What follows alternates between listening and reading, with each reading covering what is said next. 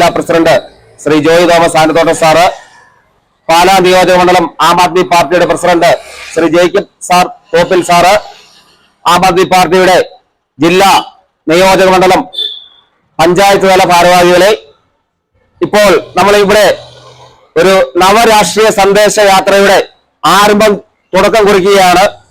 പാലാ നിയോജക മണ്ഡലത്തിലെ 12 പഞ്ചായത്തുകളിലും ഒരു മുനിസിപ്പാലിറ്റിയിലുമായിട്ട് 3 ദിവസം തുടർച്ചയായിട്ട് ഒരു നവ സന്ദേശ യാത്ര നടത്തുന്നതിന്റെ ഭാഗമായിട്ട് അതിന്റെ ഉദ്ഘാടന ചടങ്ങാണ് ഇപ്പോൾ ഇവിടെ നടന്നുകൊണ്ടിരിക്കുന്നത്.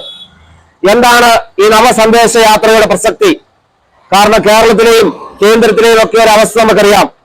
ആം ആദ്മി പാർട്ടി ഏതാണ്ട് 10 വർഷം കൊണ്ട് ഇന്ത്യയിലെ 3ാമത്തെ ദേശീയ പാർട്ടിയായി മാറിയ ആം ആദ്മി പാർട്ടി ഇന്ത്യയിലെ എല്ലാ സ്റ്റേറ്റുകളിലും അതിദ്രുതഗതിയിൽ വ്യാപിച്ചുകൊണ്ടിരിക്കുന്ന ഒരു സാഹചര്യമാണ് നടന്നുകൊണ്ടിരിക്കുന്നത്. നമുക്ക് എല്ലാവർക്കും അറിയാവുന്നതാണ്.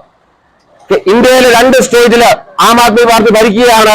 അത് ഡൽഹിയിലും പഞ്ചാബിലും ആം ആദ്മി പാർട്ടിയാണ് ഭരിച്ചുകൊണ്ടിരിക്കുന്നത്.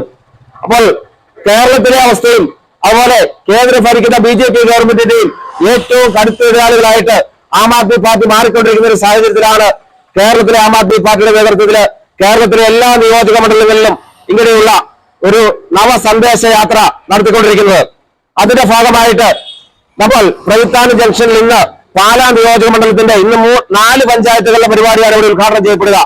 അത് കടനാട് പഞ്ചായത്ത്, ഭരണങ്ങാനം പഞ്ചായത്ത്, തലപ്പലം പഞ്ചായത്ത്, തലനാട് പഞ്ചായത്ത്, മൂന്നിലോ പഞ്ചായത്ത്, ഈ പഞ്ചായത്തുകളിൽ കൂടി ഉള്ള ആം ആദ്മി പാർട്ടിയുടെ നവസന്ദേശ യാത്രയുടെ ഉദ്ഘാടനം ഫ്ലാഗ് ഓഫുമാണ് ഇവിടെ നടക്കാൻ പോകുന്നത്. അപ്പോൾ എന്താണ് ഈ നവസന്ദേശം?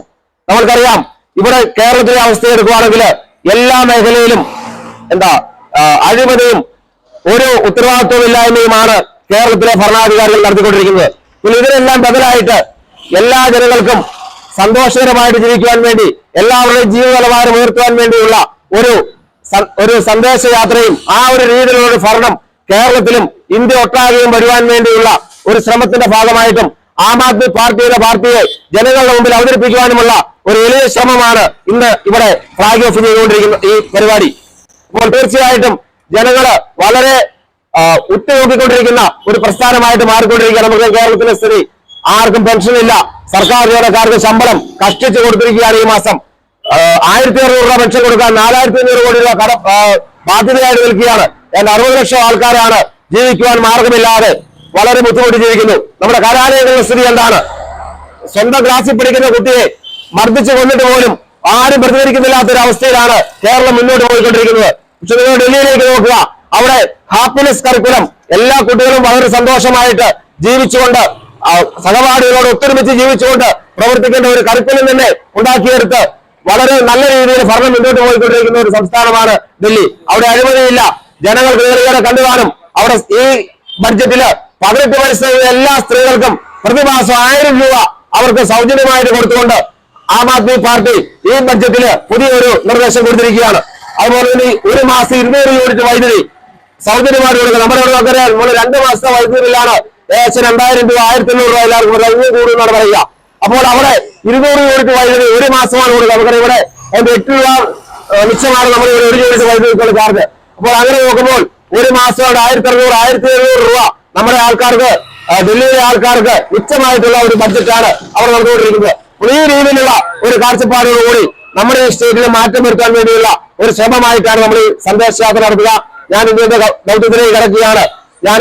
എന്റെ ദൗത്യം എന്ന് പറയുന്നത് ഇവിടെ എത്തിച്ചേർന്നിരിക്കുന്ന എല്ലാവർക്കും സ്വാഗതം ആശംസിക്കുക എന്നുള്ളതാണ്. അപ്പോൾ ആദ്യമായിട്ട് ഞാൻ സ്വാഗതം ആശംസിക്കുന്നത് ആം ആദ്മി പാർട്ടിയുടെ കോട്ടയം ജില്ലാ പ്രസിഡന്റും നമ്മുടെ എല്ലാ കാര്യങ്ങളിലും നമ്മുടെ സാരഥിയുമായിട്ടുള്ള ബഹുമാനപ്പെട്ട ജോയി ആനത്തോട്ടം സാറിനെ ഈ വേദിയിലേക്ക് ഹാർദവമായിട്ട് സ്വാഗതം ചെയ്യുന്നു.